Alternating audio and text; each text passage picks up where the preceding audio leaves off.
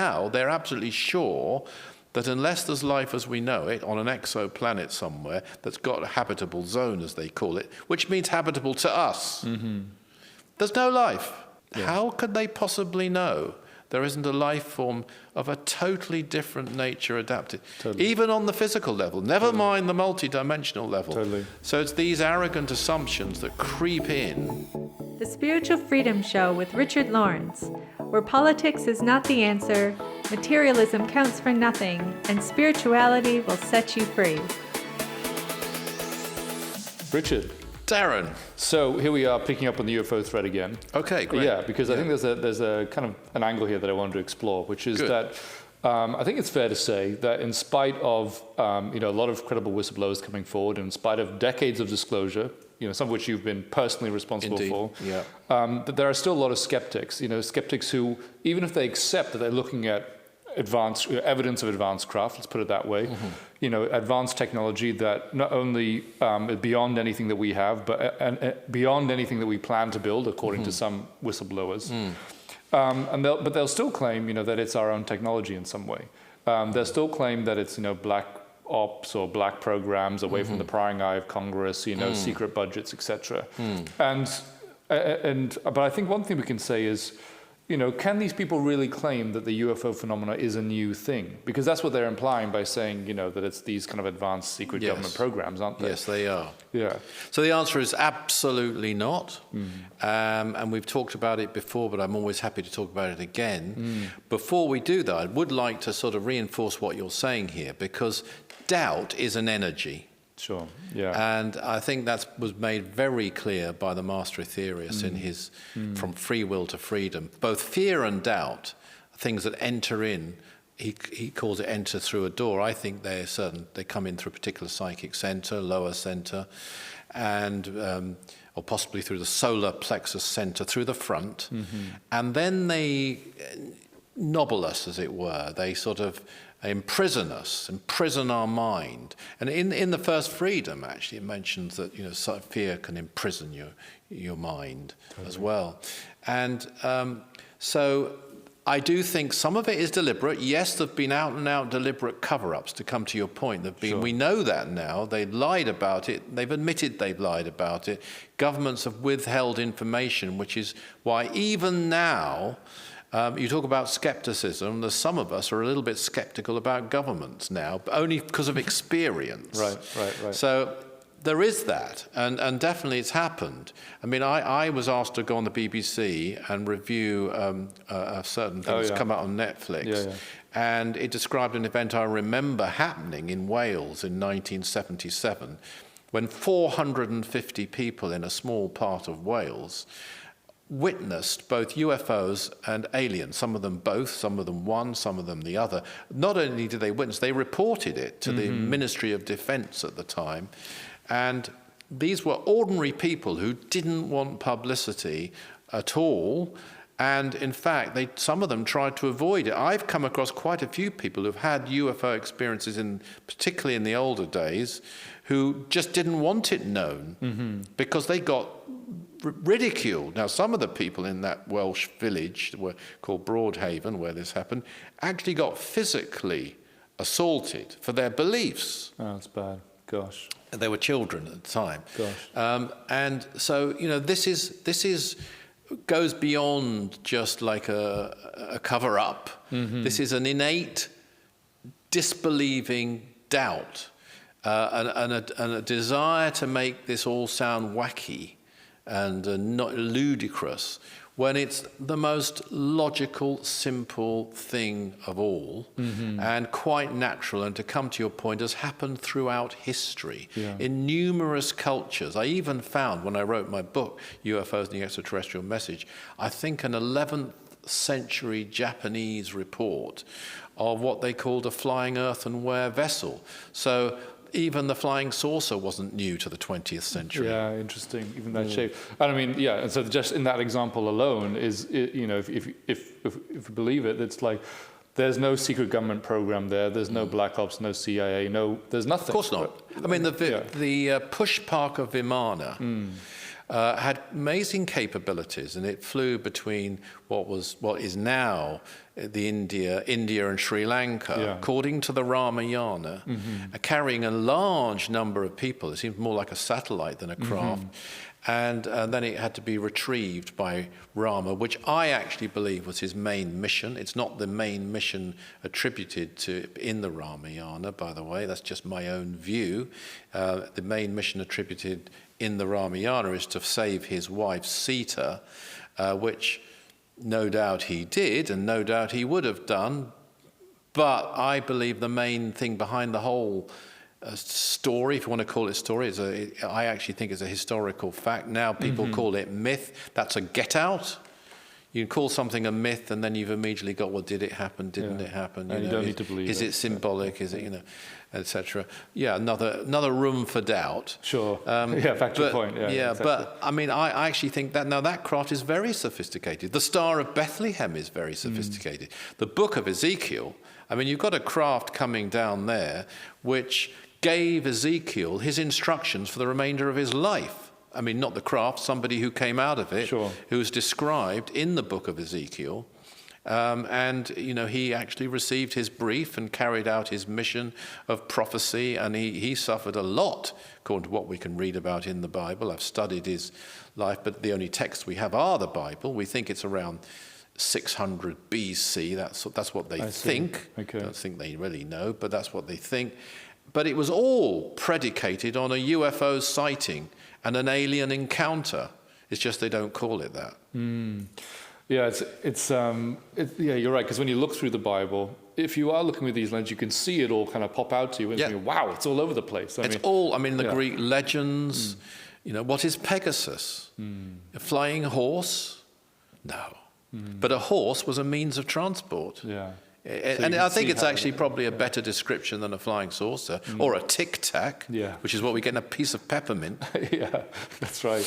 I mean, if I just look, in the Bible at least, UFO described as a flying scroll, described as a cloud or pillar of cloud or pillar of fire. Yeah. You mentioned the Star of Bethlehem, of course. I mean, then a wheel in the middle of a wheel or a whirlwind. I mean, there are all these terms that are used, but I mean, they're clearly referring to an extraterrestrial craft. Right, and the beings that have come out of them and speak to them, as you described. I mean, and actually the Hindu scripts, I think, are superior in that they actually have a word, Vimana, a Sanskrit word meaning flying celestial vehicle. And they describe them in the most beautiful terms. And they are travelled in, I believe, by Sri Krishna in the Mahabharata. I'd have to check my facts. I give some examples in my book. And in Contacts with the Gods from Space, there's some examples. And many others have too. I mean, there's whole books on Vimanas and UFOs, I think. You'll find it very readily. But you'll also get it in ship's logs. You'll get great sightings in monastic records in the Middle Ages. I see. This isn't, they're looking up, they might call it a ship flying through the sky.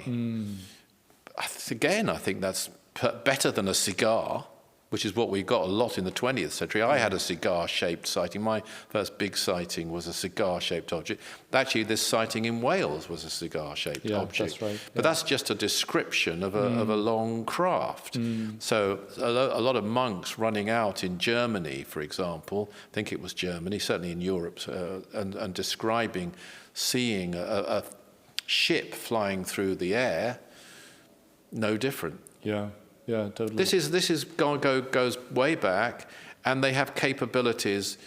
And the whole idea they have something to do with our technology is absurd anyway. And I think even U.S. Navy people and intelligence officers in America and others have absolutely ridiculed that because they have capabilities which involve mind reading. They know when someone's about to push a weapon control panel to send a missile in their direction, and they'll disable the weapons control panel. This is not science fiction. This is CIA documents, which I brought to this country. And that kind of thing has happened recently. It's starting to come out now. There is skepticism among some of us about how much of it ever will come out. True. There's a new, quite recent piece of legislation going through, I think, the Senate, which is going to require disclosure. But it's still subject to a review board appointed by the president. So there's always this room for, it could affect our intelligence, our National security defense, or and national something. security, and they have this out. Well, I think one interesting, just into that topic a little bit, we saw in the hearing a few months ago now, that it was clear that there were other sort of actors within government who didn't want a lot of this information Yes, to come there's out. a dispute, we believe, going. And that's why there are whistleblowers, because they're blowing the whistle on something that's happening that is not receiving congressional oversight or is not out in the open in terms of any, technology that they may be working on. Yeah, and all the while you have this supine inadequacy, this total intellectual paralysis of the British government on the topic. Okay, They sit, I mean, they don't... Pretty devastating assessment. They have nailed, they've nailed their colours to the fence. Okay, yeah. That's not original, by the way. Yeah. But they're sitting firmly on the fence. They're not denying it, they're not admitting it, and yet we know they've cooperated with the American government on this issue this year, 2023. And the Russians have a program, just as the Pentagon does. The Chinese do. Some people, it comes out, something slips out. The head of the space agency, I think in Israel, came out and admitted that they know about alien intelligences, and they're hoping to cooperate with them. Sometimes these top-level figures, as an intelligence officer, of course, in America, who has come out and said, that they've retrieved craft, they've retrieved even biologics, that, in Mussolini's period, there was a craft retrieved, and the Pope was even involved, which tallies with Theosophy teaching, by the way. Oh, that they've because been approached. That's in. So this is not. No, you're absolutely right. This has got nothing to do with our current technology. It's way beyond our current technology. And one of the most senior witnesses, David Fravor, told Congress that this is a physics beyond anything we have on Earth. Yeah, and I think even in the most skeptical of these people that we're talking about here, who think, well, they might have reverse engineered something from the craft they've recovered, over the last 60 years or so, the bottom line is that we're still talking about sightings that were thousands of years ago, in some cases, in which time there was not any of these reverse engineering programs at all. Of course. Yeah. So, even if they account for some fraction of it, let's just moot that as a possibility. Yeah. It's not possible that it explains any of the things that we've seen in the past. And it's all designed, by the way, all of this, I believe, is designed to lead people to watch the Spiritual Freedom Show and other outlets for cosmic truth. Yeah, actually, that's a serious. It might sound comical, but it's a serious point. All of this, because what they're giving governments, and they know the motives of governments better than the governments know themselves. These intelligences, they're giving all these. It's more than clues. They're giving evidence. They're giving proof of this, proof of that. And they're giving, we don't hear about the millions of civilian reports over the years as well. We only hear about the military ones. All this is being given to people. I mean, the people, just to come back to this thing I had to talk on the BBC about, in Wales, I mean, they were ordinary people. They weren't they had no interest. They didn't want to be ridiculed. They were even saying, don't tell anybody I saw this, because I don't want people to laugh at me. and so they had no vested interest in this. And that isn't untypical. I mean, the sighting I had in Hull was seen by hundreds of people in the same period, in the 70s. So, this goes way back, goes way across, but all of it doesn't... It's very clever. It's a very subtle plan to say we are here. It's obvious they're here. People absolutely know, and most people now believe in alien life. They didn't. I remember doing an interview with a man called Patrick Moore back in the 1980s who didn't believe there was any life out beyond Earth. Wow. What a ridiculous belief to hold, actually, by anybody, because how would you possibly know? But people are willing to believe things. Like now, they're absolutely sure that unless there's life as we know it on an exoplanet somewhere that's got a habitable zone, as they call it, which means habitable to us, there's no life. How could they possibly know there isn't a life form of a totally different nature adapted, Totally. even on the physical level, never mind the multi-dimensional level. Totally. So it's these arrogant assumptions that creep in and govern. And, if you want, as I say at the beginning, if you are fed by the energy of doubt, you'll be actively looking for reasons to disbelieve. And there are people out there, and I could name them, who are going round trying to discredit UFO and alien encounters. Now, why would somebody be motivated to do that without offering an alternative? Mm-hmm. I mean, we will sometimes discredit some claims. We usually don't name any names, but we will do that in order to educate, to guide people to the truthful ones. Absolutely. But they aren't doing that. They're trying for some reason, I was once asked to give a talk by there's a skeptics society in the UK. Oh, yeah. And I haven't yet done it, but I did say, well, I will do it if I can choose the title. They said, what title would you like to speak about? And I said, I'd like to speak about the flaws in skepticism. I'm assuming they didn't. And they didn't book me. No, they didn't book you, yeah. No. But going back to this connection between spirituality and UFO, because I think that's the point, as you say, right? That's what there's, these clues, these evidence that they're giving is to inspire people to look for the truth about UFOs, and particularly why they're here, their message, who's actually inside of them, controlling them, etc. And I thought it's interesting that religious texts tend to be these exceptional records of UFOs. Mm-hmm. I mean, we talked about the Bible and the Vedas. I mean, but even in I think older Buddhist scripts, they talk about beliefs in which they believe in life on higher scales. They talk about lokas. Lokas, the that's Buddhists, right, which are realms of planetary realms, and they're very open. I mean, theosophy is open to life on other planets, by the way, more recently, and so are some Native American traditions and Egypt, and it is very, very wide across the board. I'm sure cultures I've never even studied, I'm sure you will find it there if you do. Yeah, because one of the things that we talk about, of course, is what we call avatars coming from other worlds. Indeed. And helping to inspire spiritual truth or teaching or even religions on Earth. Do you want to talk a little bit about that? Well, there are many, yes, certainly. Yeah. I mean, there are many religions that talk about divine incarnations of one kind or another. And so in Christianity, obviously, it's Jesus. And they certainly, an avatar is a Hindu term for a divine incarnation, which would include Sri Krishna, would include Rama. Very interesting, the Ramayana, actually, in that regard, because you have some of the fellow gods, as it were, of Rama, who are not incarnate, commenting on his behavior and trying to understand why he's which is very resonant for me, having been so close to Dr. George King. And he had to explain, he told me a couple of things once to Cosmic Master as to why we do certain things, and he said it even educated them. Wow.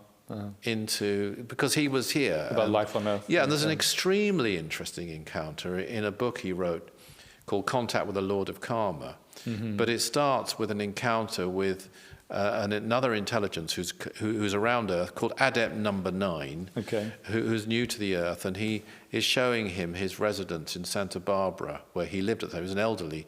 Dr. King was in frail health by then. But he was sort of showing him around and being asked questions. Another one I do remember, he had an encounter with an intelligence from, actually, it's unusual a planet outside this solar system who came to visit him in Los Angeles in 1966. You might remember, but one of the things that always struck me, there's many things that struck me, but one of them was he showed this visiting intelligence some of the films he had that he would watch on television, and I don't know what form they would have been in then, or maybe he just described watching films and told, and the intelligence asked him, what are they about? This isn't the exact words, and he said, well, they're fiction. And this intelligence said, well, what is fiction? And they didn't have fiction. They saw no need for fiction. Gosh. They had enough truth and historical records to provide all the education. And I suppose, I'm saying this maybe, if they had such thing as entertainment, they needed that as well. Wow, amazing. So, I mean, Dr. King, as you say, they're one example, but the Master Jesus, the Lord Buddha, Rama, other beings who've actually come from other planets. And Moses, clearly, I mean, the parting of the Red Sea, I know some people now try to explain these things, don't they? Sure. But I mean, that would be done by cosmic intervention, for sure. And there were many UFOs seen around, the burning bush is an incident, but there were many UFOs, craft, lights, that were behaving as stars that were behaving as stars don't behave, clouds that are behaving as clouds don't behave. Sure. You can't travel in a cloud, and he did up Mount Sinai, we're told. Yeah. This is a clear case of an avatar working very directly with cosmic intelligences. And I think that's the kind of the point there, isn't it? Is that when we look at UFOs, really, it's not just about the craft, as you say. I mean, that's part of the clue, that's part of the evidence. But why are they here? What's their message? And what we see in avatars who've come to Earth from other planets is actually people who have a reason to be here, a mission to be here. One of which may be to give us spiritual truth and teaching that we need. Yeah. I think this is also the link up, because some people sometimes ask us this, between UFOs and psychic powers. Interesting. Why are you into UFOs and psychic powers? That I've been asked a few times. And there is a massive link up, because on this Earth, if you have clairvoyance, you can see intelligences, and if you have clairvoyance, you can hear intelligence, and you do have to be careful there. Just a little warning about imagination, hearing voices, and there's a whole discussion about schizophrenia and so on. But if it's a genuine contact with somebody from this Earth, nothing to do with aliens at all, you're using your psychic powers to register higher spheres of existence, higher planes. And if you can practice astral projection, or even if you have an out-of-body experience, just quite naturally where you go to another level, and you might, as many people have claimed, meet a relative who's died, who gives you a lot of information. Sure. It's not a dream. It's an absolute interaction between you and them, and the information can be very true and accurate. All those things, through your psychic powers, you're becoming aware, one way or another, of higher spheres of existence.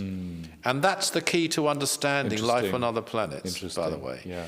Because, there is life on Mars, there is life on Venus, there is life on Jupiter, there is life on Saturn. I believe there's a wonderful relationship, if you can use that word, between those intelligences and their planets. That might sound very strange to some people. That's what we need here. A wonderful reverence, an interrelationship as far as we are permitted to have one with the Mother Earth. Not just for our children and our grandchildren to continue this materialistic existence, which is the motive of a lot of ecologists, but for the Earth, with the Earth. And they do. And there is life even on the sun. And the intelligences on the sun, if you doubt, read about them in the 9 freedoms. The 9th freedom is about the intelligences on the sun. They are so amalgamated with their master, which is the sun, that they become virtually a part of it. They are, I think, described as its rays or its radiations themselves. And that's what these intelligences are aware of. I'm absolutely 100% sure of that, by the way. They are totally focused on their planetary logos. And they travel, though, widely. And when they travel as part of their evolution. So that makes it not only a physical and time-based, possibly time-changing journey, but also a karmic journey. That's beautiful. And what a deep insight into the way that they actually live. And I totally agree with you. This connection between psychic powers and UFOs is a real key. Because if we can start to appreciate life, not just on this realm, but on others, and see that there are civilizations on these other planets, on higher realms, then we begin to really understand the secret of the universe in which we live. True, Darren. Thank you very much. Thank you. Everybody's Darren here. Thanks for tuning into the show. Now, if you enjoyed that episode, don't forget to subscribe for more wisdom from the 9 Freedoms. If you'd like to find out more about the 9 Freedoms, about Mars Sector 6 by Dr. George King, go to our website, that's aetherius.org. Richard and I love hearing from you, receiving your comments, your questions on your spiritual experiences, and talking about them on the show. So do write to us, share them with us at spiritualfreedom@richardlawrence.co.uk. Always remember that service is the jewel in the rock of attainment. See you next time.